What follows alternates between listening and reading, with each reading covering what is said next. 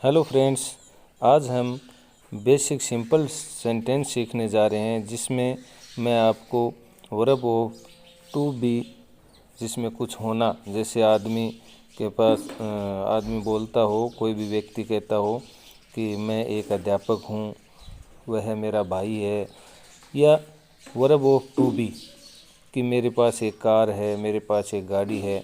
इस प्रकार के वाक्य बनाने के लिए आज हम क्लास प्रारंभ कर रहे हैं, तो कृपया ध्यान से अपने क्लास को आप देखें, पढ़ें, सुनें और प्रैक्टिस करें। तो देखो, टू बी मतलब कुछ होना। टू बी वर्ब का मतलब हुआ कि कुछ होना, कर्ता के पास कुछ हो या कहीं होने की कोई बात हो, जैसे वह एक अध्यापक है। इस प्रकार के जो वाक्य हों, मैं एक अध्यापक हूँ, तुम एक अध्यापक हो, वे एक अध्यापक हैं, वह मेरा भाई है। इस प्रकार के कोई भी सेंटेंस हों तो उन सेंटेंसों को आप टू बी की मदद से आसानी से बना सकते हो। आओ हम वर्तमान काल, भूतकाल और भविष्य काल के साथ इसे पढ़ते हैं। सबसे पहले हम प्रेजेंट टेंस में पढ़ते हैं, इसका स्ट्रक्चर देखते हैं। सबसे पहले subject plus is are am plus object. जिन वाक्यों में अंत में है अर्थ निकलता हो, जैसे मैं एक अध्यापक हूँ, आप एक अध्यापक हो, वे एक अध्यापक हैं, इस प्रकार के जो भी वाक्य होंगे तो उनको हम कैसे बनाएंगे। मैं एक अध्यापक हूँ, आई एम ए टीचर। वह एक अध्यापक है, ही इज ए टीचर। हम आसानी से इज एम आर का यूज करके इनको बना सकते हैं। वह मेरा भाई है, तो ही इज माई ब्रदर। वह मेरा भाई है। और ढेर सारे वाक्य आप इसमें बना सकते हो। और उदाहरण लेते हैं कि तुम मेरे भाई नहीं हो, नकारात्मक होने पे you are not my brother. आप आसानी से बना लोगे। क्या बनाओगे? You are not my brother. Next वाक्य हम लेते हैं कि वह मेरी बहन है, शी इज माई सिस्टर। आप समझ रहे होंगे, शी इज माई सिस्टर, वह मेरी बहन है। तो ऊपर के जितने भी वाक्य हमने पढ़े हैं वो प्रेजेंट टेंस में आने वाले टू बी से वर्ब से बनने वाले वाक्य हमने पढ़े हैं। अब नेक्स्ट हम पढ़ेंगे पास्ट टेंस को। पास्ट टेंस का स्ट्रक्चर होता है सब्जेक्ट, वॉज या वर। वॉज आता है एक वचन के लिए और वर आता है बहुवचन के लिए, और अंत में ऑब्जेक्ट, जिनका अर्थ लास्ट में था, थी, थे निकलता है। वह मेरा भाई था। इस प्रकार के जो भी आपको वाक्य बनाने हो, वह मेरा भाई था, he was my brother, he was my brother. Next वाक्य हम लेते हैं कि तुम मेरे भाई थे, यू वर माई ब्रदर, तुम मेरे भाई थे। तो पास्ट के अंदर वॉज और वर का यूज करना है। वॉज का यूज मैंने आपको बताया एक वचनकर्ता के साथ, और वर का यूज हमें बहुवचनकर्ता के साथ करना है। नेक्स्ट वाक्य लेते हैं, वह मेरी बहन थी, शी वाज, वह मेरी बहन नहीं थी, she was not my sister, वह मेरी बहन नहीं थी। वे मेरे दोस्त थे, दे वर माई फ्रेंड्स। तो आप आसानी से इस प्रकार से पास्ट के वाक्य भी बना सकते हो। ऊपर जितने भी वाक्य हमने अभी पढ़े, ये सब के सब पास्ट टेंस में बन रहे हैं, जिनमें हमने वॉज और वर की मदद से ढेर सारे वाक्य बनाए हैं। आप अपने कॉपी में इसको नोट डाउन करो और इसकी प्रैक्टिस करो। नेक्स्ट हम देखते हैं फ्यूचर। फ्यूचर के वाक्य हम कैसे बनाएंगे, उसके लिए जो स्ट्रक्चर है वो है subject plus will be plus object, जिसमें जिन वाक्यों के अंत में होगा, होगी, होंगे, इस प्रकार का शब्द लास्ट में आता हो तो उनको हम कैसे बनाएंगे। जैसे मैंने एक सेंटेंस लिया, वह मेरा भाई होगा, वह मेरा भाई होगा, he will be my brother, वह मेरा भाई होगा। अब आसानी से फ्यूचर के सेंटेंस भी इसकी मदद से बना सकते हो। सेकंड वाक्य हम लेते हैं, वह मेरी बहन होगी, वह मेरी बहन होगी, she will be my sister, वह मेरी बहन होगी। तो गाइज, विल बी का यूज करके आप फ्यूचर के सेंटेंस बना सकते हो, और वॉज वर का यूज करके आप पास्ट के सेंटेंस बना सकते हो। अब देखो नेक्स्ट वाक्य हम लेते हैं, वह मेरा भाई नहीं होगा, तो he will not be my brother, वह मेरा भाई नहीं होगा। He will not be my brother. Next वाक्य लेते हैं हम, वह तुम्हारा भाई होगा। He will be your brother. वह तुम्हारा भाई होगा। आशा करता हूँ आपको समझ में आ रहे होंगे। तो फ्रेंड्स, ऊपर जो सेंटेंस हमने बनाए वो फ्यूचर टेंस के अंदर हमने बनाए हैं। जो to be verb of to be की मदद से हमने कर्ता के कुछ होने के बारे में पढ़ा, जो आपको अच्छे से समझ में आया होगा और आप इसकी बार बार प्रैक्टिस करें। नेक्स्ट अब हम आगे पढ़ेंगे verb of to have. Verb of to have का यूज हम पढ़ेंगे, जिसे आप ध्यान से सुनना, देखना, पढ़ना, लिखना। जिस प्रकार हमारे पास कोई चीज़ होने का भाव बोध होता हो, जैसे मेरे पास एक कार है, मेरे पास एक कॉपी है, मेरे पास एक पेन है, इस प्रकार के जो सेंटेंस हमें बनाने होंगे वो अब हम आगे नेक्स्ट पढ़ने जा रहे हैं। चलो आओ देखते हैं।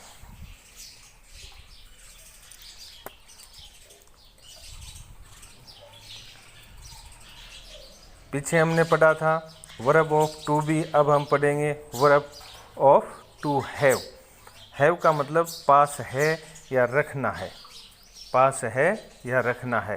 तो हमारे पास में जैसे पेन है, मोबाइल है, कॉपी है, इस प्रकार की जो भी वाक्य हमें बनाने हो, जहाँ कर्ता के पास कुछ होने का बोध होता हो, जहाँ कर्ता के पास कोई वस्तु होने का बोध होता हो, इस प्रकार के जो वाक्य हम बनाएंगे, उन वाक्यों को हम वर्ब ऑफ टू हैव की मदद से बनाएंगे। आइए हम देखते हैं कि उसके कुछ उदाहरण हिंदी के आपको मैं बताता हूँ। जैसे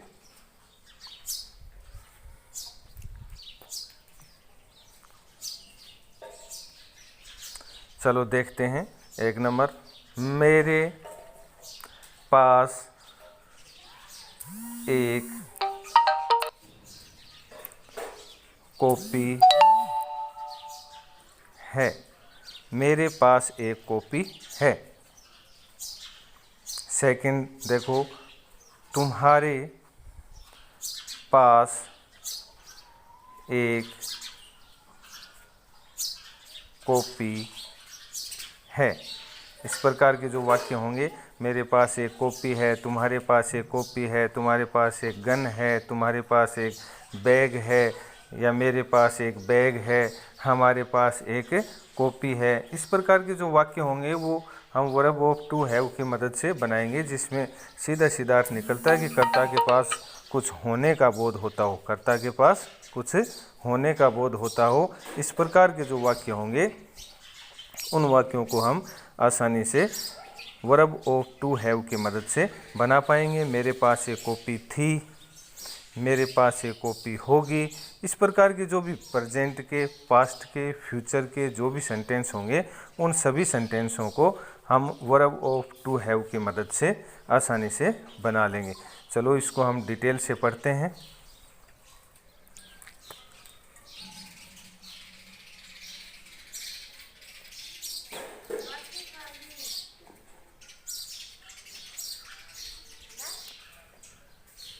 इसको हम डिटेल से पढ़ते हैं, पूरे विस्तार से पढ़ते हैं। चलो आओ देखें। सबसे पहले प्रेजेंट टेंस में इसका यूज किस प्रकार होता है, उसके बारे में हम देखते हैं। सबसे पहले स्ट्रक्चर में आएगा सब्जेक्ट, उसके बाद हैज या हैव, और उसके बाद ऑब्जेक्ट। सब्जेक्ट, हैज या हैव प्लस ऑब्जेक्ट। हिंदी वाक्यों के अंत में अर्थ निकलेगा जैसे पास है या रखता है। पास है या रखता है।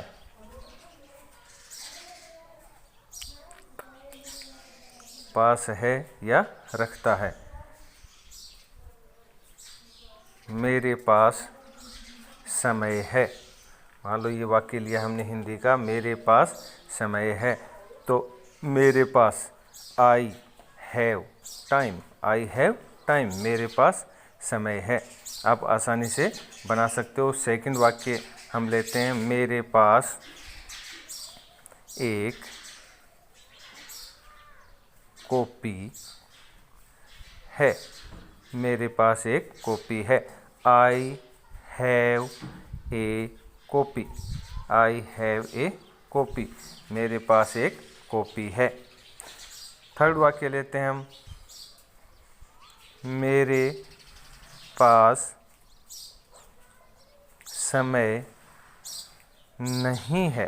अब देखो नेगेटिव हो गया, और नेगेटिव होने पे आपको क्या करना है, डू या डज का यूज करना है। नेगेटिव होने पे I do not have a copy. याद रखें, नेगेटिव होने पर हैज़ का यूज ना करके हैव का ही यूज होगा। तो मेरे पास समय नहीं है, I do not have time. I do not have time. मेरे पास एक कॉपी नहीं है, I do not have a copy. मेरे पास एक कॉपी नहीं है, I do not have a copy. अब एक वचनकर्ता का एक सेंटेंस लेते हैं। उसके पास एक कॉपी है। He has a copy. कैसे बनाओगे, ही हैज़ ए कॉपी, क्योंकि ही एक वचनकर्ता है और एक वचनकर्ता के साथ में हैज़ का यूज करेंगे। उसके पास एक कॉपी नहीं है। नेगेटिव होने पे देखो कैसे बनाते हैं हम। उसके पास एक कॉपी नहीं है, he does not have a copy. Negative होने पे हैव का ही यूज करेंगे। हेलो गाइज, नेक्स्ट हम देखते हैं अब पास्ट टेंस में।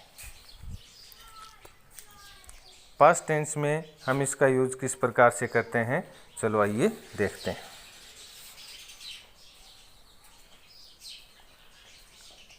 पास्ट टेंस का स्ट्रक्चर लेते हैं।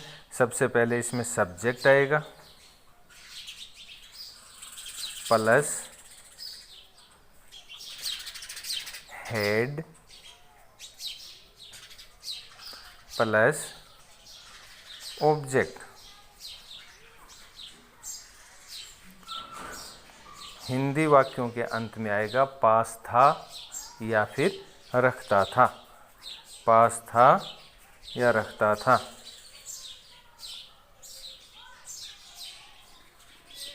पास था या रखता था।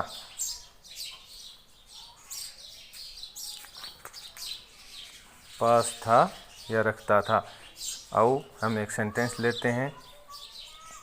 सेंटेंस नंबर 1, मेरे पास एक बंदूक थी। मेरे पास एक बंदूक थी। I had a gun. I had a gun. मेरे पास एक बंदूक थी। अब देखो नेगेटिव बनाएंगे तब हम कौन सा स्ट्रक्चर यूज में लेंगे।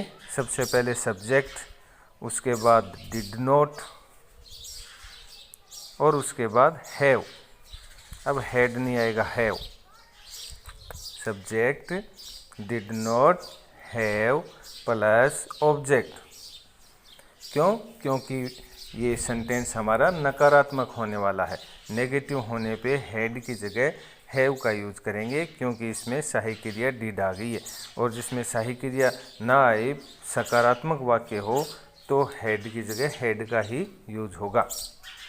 आओ इसका हम एक उदाहरण लेते हैं, चलो देखते हैं।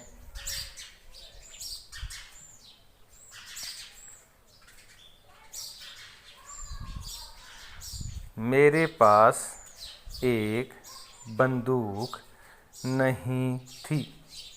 मेरे पास एक बंदूक नहीं थी।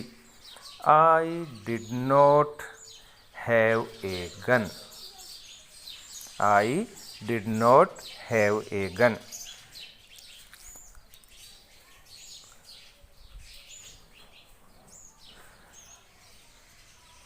आपके ध्यान में रहना चाहिए गाइज कि जब भी डिड का यूज हो जाएगा तो had, has, have, had, had third form है वो चेंज होके हैव में बदल जाएगी। तो हमें हैड की जगह हैव का यूज करना है नेगेटिव होते ही। अब नेक्स्ट हम देखेंगे गाइज फ्यूचर। अब फ्यूचर टेंस में हम किस प्रकार से इसका यूज करते हैं, आओ हम इसके बारे में पढ़ते हैं। सबसे पहले इसका स्ट्रक्चर लेते हैं। चलो आइए स्ट्रक्चर देखते हैं। सबसे पहले subject plus will be,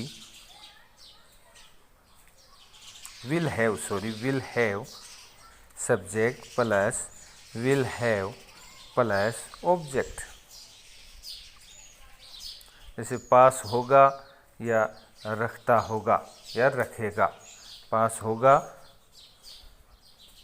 Hindi वाक्य के अंत में क्या अर्थ निकलेगा इसका? पास होगा, पास होगा।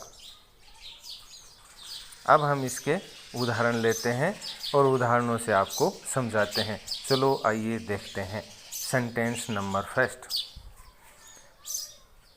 मेरे पास समय होगा। मेरे पास समय होगा। I will have time. I will have time. मेरे पास समय होगा। I will have time. Next sentence लेते हैं हम। अब नेक्स्ट सेंटेंस में आपको डायरेक्ट ही बताते हैं, नेगेटिव होने पर विल के बाद हम नोट का यूज करेंगे। विल के बाद नोट का यूज करेंगे। और जब वाक्य पॉजिटिव हो, सकारात्मक हो, तब विल हैव, और नकारात्मक वाक्य होते ही, नेगेटिव सेंटेंस होते ही विल के बाद नोट का यूज होगा। चलो आइए हम एक नेगेटिव सेंटेंस लेते हैं फ्यूचर का। मेरे पास समय नहीं होगा। मेरे पास समय नहीं होगा। I will not have time. I will not have time. तो गाइज आशा करता हूँ आपको अच्छे से समझ में आया होगा। आपने अच्छी तैयारी करनी है। यदि आपको अच्छी तैयारी करनी है तो इस प्रकार के स्ट्रक्चर की मदद से आप भरपूर तैयारी कर सकते हैं। ढेर सारे वाक्य आप इसकी मदद से बना सकते हैं। तो गाइज आशा करता हूँ कि आप आज की क्लास में बहुत कुछ सीखे होंगे। आप इसको अपनी कॉपी में उतारें, लिखें, सुंदर सुंदर इसकी प्रैक्टिस करें और जितने स्ट्रक्चर आपको बताए हैं उनके एक एक स्ट्रक्चर के 10-10 वर्ब लेके, सेंटेंस लेके 10-10 सेंटेंस बनाएं और उसकी प्रैक्टिस करें। और आगे के वीडियो देखने के लिए हमारे चैनल को सब्सक्राइब करें और लेटेस्ट वीडियो देखने के लिए बेल आइकन को दबाएं और लाइक करें। यदि आपको हमारा वीडियो पसंद आया है तो इसे लाइक और सब्सक्राइब ज़रूर करें। धन्यवाद। आपका दिन मंगलमय हो।